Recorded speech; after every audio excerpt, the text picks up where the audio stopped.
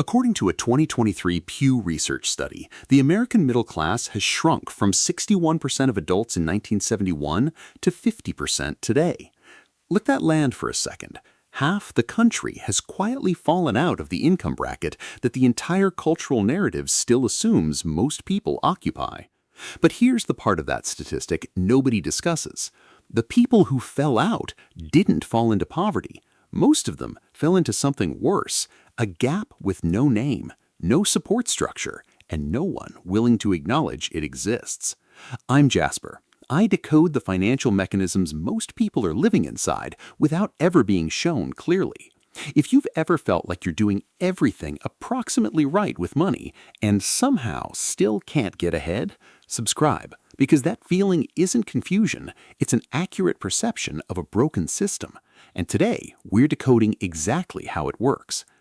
The Federal Reserve's 2022 Survey of Consumer Finances found something that should have generated more headlines than it did. The median net worth of middle-income families, households earning between $52,000 and $156,000, was $145,200.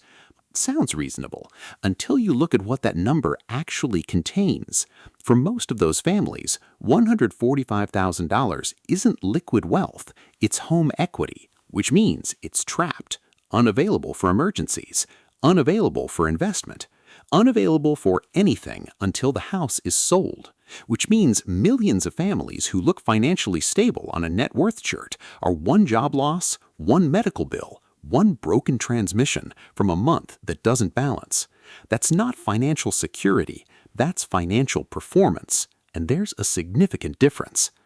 Here's what's actually happening. There's a specific kind of financial stress nobody names clearly, not the stress of being broke, not the stress of managing genuine wealth, something in between. And in many ways, it's the hardest kind because it's invisible. Policy targets the poor. Aspiration content targets the wealthy. Marketing targets everyone.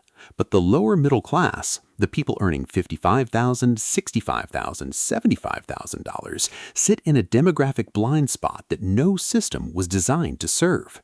Too stable for sympathy, too stretched for comfort, too invisible for representation. Let me show you exactly what that blind spot looks like in practice. You don't qualify for housing assistance, but according to the National Low-Income Housing Coalition, a household needs to earn at least $79,000 a year to afford a modest two-bedroom apartment at the 30% income threshold in most major U.S. cities, which means earning $65,000 doesn't make you ineligible for housing stress.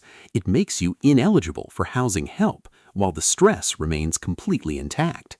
You don't qualify for food support, but the USDA reports that food insecurity affects households earning well above federal poverty guidelines. You don't qualify for subsidized health care, but the Kaiser Family Foundation found that even insured middle-income families delay or avoid medical care due to cost concerns at rates that should alarm anyone paying attention. You earn too much for the safety net and not enough to not need one. And here's the mechanism most people never see clearly. When you're genuinely struggling, there are systems, communities, and language for that experience. Support structures exist. People understand it. When you're genuinely wealthy, there's aspiration content everywhere. Strategies, frameworks, communities built around growing what you have. But when you're in the middle, you're told implicitly that your situation is fine, that you should be managing, that the tools exist, and you just need discipline. So when it still feels hard, when the math still doesn't quite work, when one unexpected expense still derails the month, you don't blame the gap, you blame yourself. That self-blame is the shame, and it's not earned. It's installed by a system that needed you to believe the problem was personal rather than structural. Now let me show you two people, both earning $68,000 a year, both middle class by every official measure. Person A earns $68,000 in a city where rent consumes $1,800 a month. After rent, taxes, basic utilities, food, and transportation, they have approximately $400 left. No emergency fund, no investment account, no margin.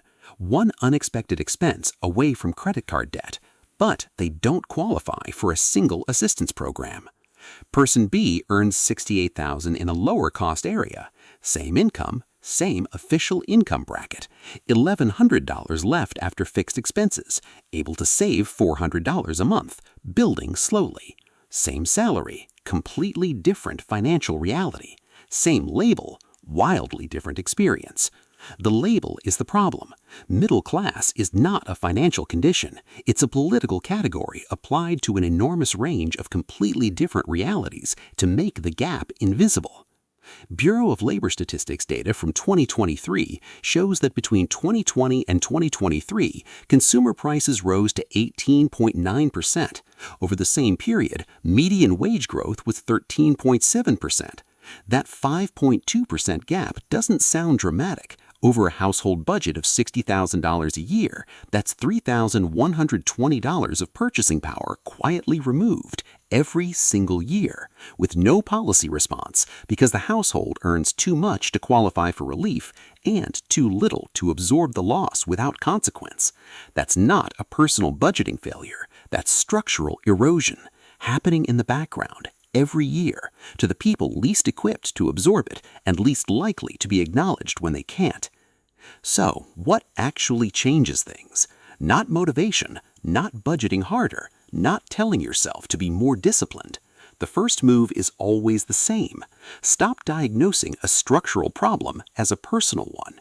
The shame lifts not immediately, not completely, but meaningfully the moment you see the mechanism clearly.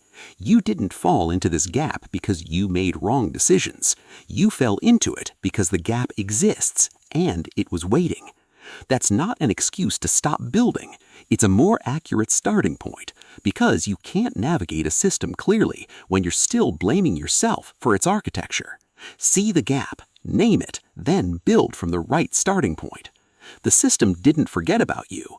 It was designed with two exits. You're just standing between them.